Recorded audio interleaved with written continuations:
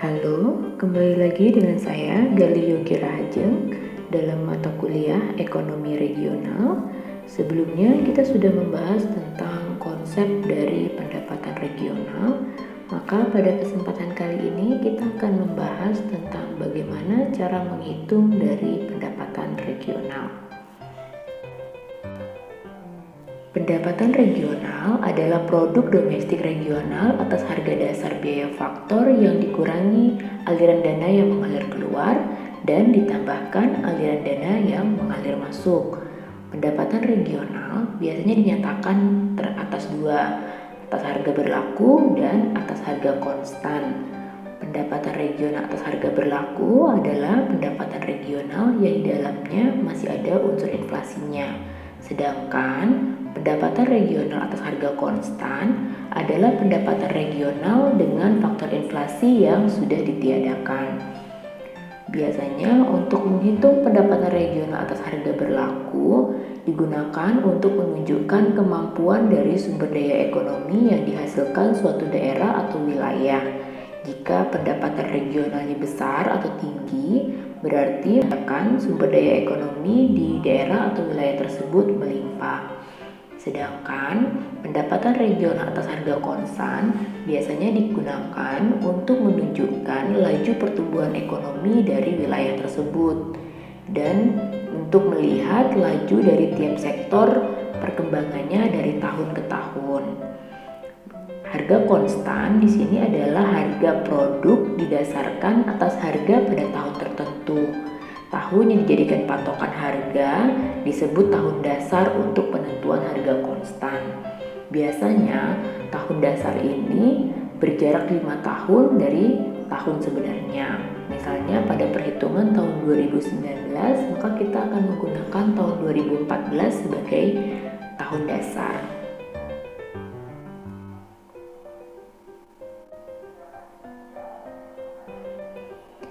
Berikut adalah contoh perhitungan nilai konstan.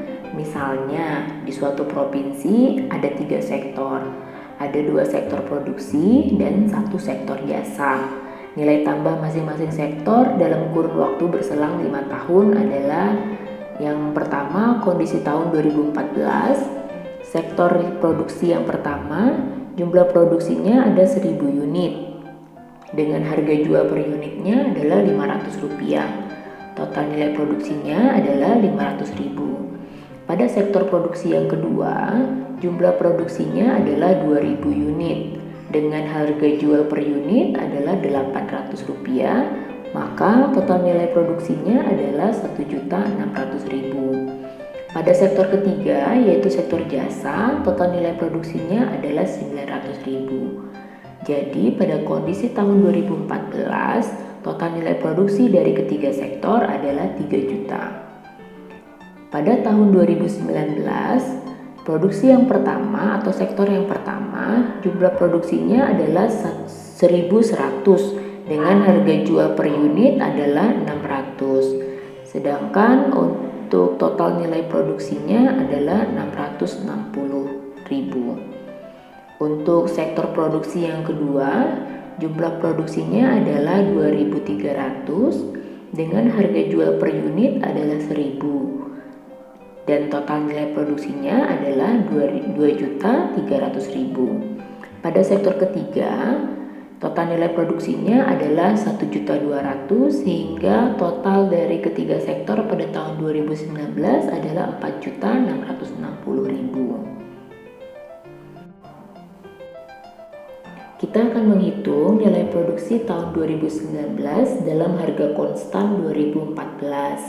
Maka jumlah produksi yang digunakan adalah jumlah produksi tahun 2019, sedangkan harga jual per unit yang digunakan adalah harga jual tahun 2014 sebagai tahun dasar. Pada sektor yang pertama, jumlah produksinya adalah 1.100 dengan harga jualnya adalah Rp500, maka total nilai produksinya adalah Rp550.000. Pada sektor yang kedua, jumlah produksinya adalah 2.300, harga jual per unitnya adalah Rp800, maka total nilai produksinya adalah 1.840.000. Pada sektor jasa, nilai yang didapatkan adalah Rp968.919. Nilai ini akan saya jelaskan lebih lanjut nanti. Maka untuk berikutnya, jumlah dari total nilai produksi tahun 2019 terhadap harga konstan 2014 adalah Rp3.358.919. Didapatkan besarnya kenaikan pendapatan regional dalam kurun waktu 5 tahun adalah 11,96%. Nilai ini didapat dari total pendapatan tahun 2019 dengan menggunakan harga konstan 2014 dibagi dengan total pendapatan 2014. Total pendapatan 2019 terhadap harga konstan adalah Rp3.358.919, sedangkan total pendapatan pada tahun 2014 adalah 3 juta. Maka didapat nilai 1,1196.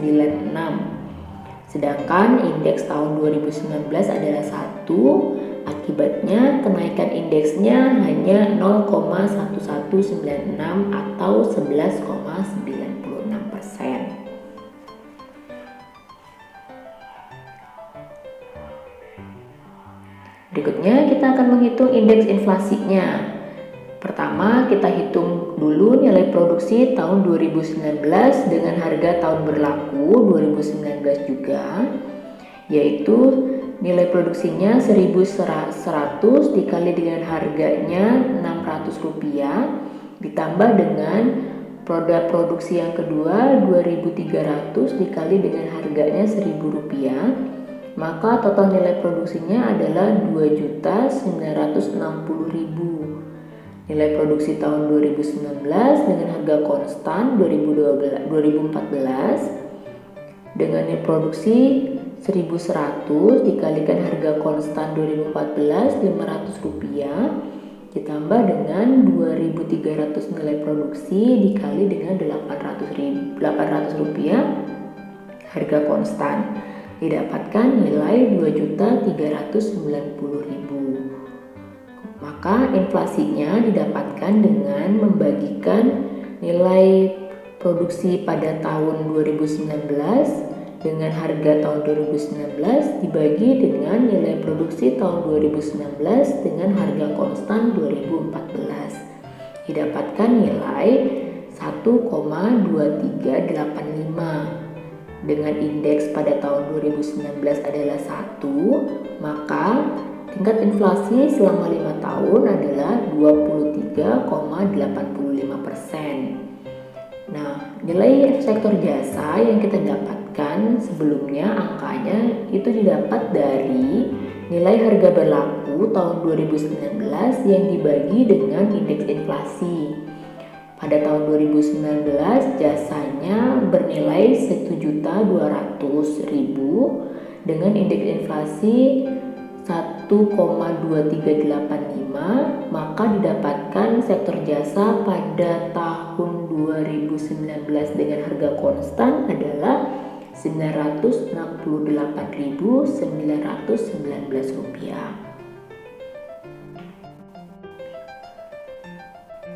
Dalam perhitungan metode pendapatan regional, ada 2 metode yang digunakan, yaitu metode langsung dan metode tidak langsung. Metode langsung biasanya menggunakan data wilayah atau data asli yang menggambarkan kondisi dari wilayah. Metode langsung menggunakan pendekatan produksi, pendekatan pendapatan, dan pendekatan pengeluaran dalam perhitungannya. Berikutnya metode tidak langsung. Metode tidak langsung menggunakan data dari sumber nasional yang dialokasikan ke wilayah-wilayah dengan indikator yaitu jumlah produksi, jumlah penduduk, luas area wilayah, dan lain sebagainya yang digunakan sebagai alokator. Pada metode langsung tadi ada 3 pendekatan, yaitu pendekatan produksi, pendekatan pengeluaran, dan pendekatan pendapatan. Yang pertama adalah pendekatan produksi. Pendekatan produksi menjumlahkan nilai tambah dari produksi barang dan jasa yang dihasilkan dalam wilayah suatu negara selama satu periode tertentu, baik oleh kegiatan penduduk atau perusahaan nasional maupun asing. Pada metode pendekatan produksi ini, kita menghitung nilai tambah barang dan jasa yang diproduksi oleh suatu kegiatan sektor ekonomi atau total produksi bruto yang dikurangi dengan biaya antara. Untuk memperkirakan nilai tambah dari tiap sektor atau kegiatan yang produksinya berupa fisik atau barang seperti pertanian, pertambangan, industri, dan lain sebagainya. Nilai tambah seperti yang sudah kita bahas pada materi-materi sebelumnya adalah nilai produksi atau output yang dikurangi dengan biaya antara atau intermediate cost. Pendekatan produksi agak kurang cocok digunakan untuk menghitung sektor jasa. Untuk sektor jasa akan lebih mudah apabila kita menghitung dengan pendekatan pendapatan. Berikut adalah rumus yang digunakan dalam perhitungan pendekatan produksi, yaitu untuk menghitung pendekatan produksinya yang digunakan adalah tambahan nilai ekspor primer yang terdiri dari pertanian dan pertambangan ditambahkan dengan nilai ekspor sekunder yang terdiri dari industri, bangunan, listrik, gas, dan air minum. Kemudian ditambahkan lagi dengan nilai sektor tersier yang terdiri dari perdagangan, perbankan, pemerintah, dan jasa lainnya. Nilai tambahan nilai masing-masing sektor ini didapatkan juga dari keluaran dari tiap sektor dan dikurangi dengan masukan dari tiap sektor. Metode berikutnya adalah metode dengan pendekatan pendapatan. Metode dengan pendekatan pendapatan ini adalah semua balas jasa yang diterima oleh faktor-faktor produksi, baik berupa tenaga kerja, tanah, modal, keahlian yang dibayarkan dalam bentuk upah dan gaji, sewa tanah, bunga, dan laba. Poin-poin ini adalah poin-poin yang digunakan dalam nilai tambah. Nilai tambah dari setiap kegiatan ekonomi diperkirakan dengan jalan menjumlahkan semua balas jasa yang diterima oleh faktor produksi. Tadi berupa upah, gaji, surplus usaha atau laba, penyusutan, dan pajak tidak langsung neto. Banyak digunakan pada sektor yang produksinya berupa jasa tetapi tidak dibayar setara dengan harga pasar atau harga sebenarnya, seperti sektor pendidikan dan kesehatan. Jadi sektor pendidikan dan kesehatan ini akan lebih mudah apabila kita menghitung dengan pendekatan pendapatan. Metode langsung yang terakhir adalah pendekatan pengeluaran. Pendekatan pengeluaran adalah menjumlahkan nilai penggunaan akhir dari barang dan jasa yang diproduksi dalam negeri. Kategorinya adalah konsumsi rumah tangga, konsumsi lembaga swasta, konsumsi pemerintah, pembentukan modal, dan perubahan stok, juga ekspor neto. Kesemuanya ditambahkan sehingga menjadi komponen dari pendapatan regional.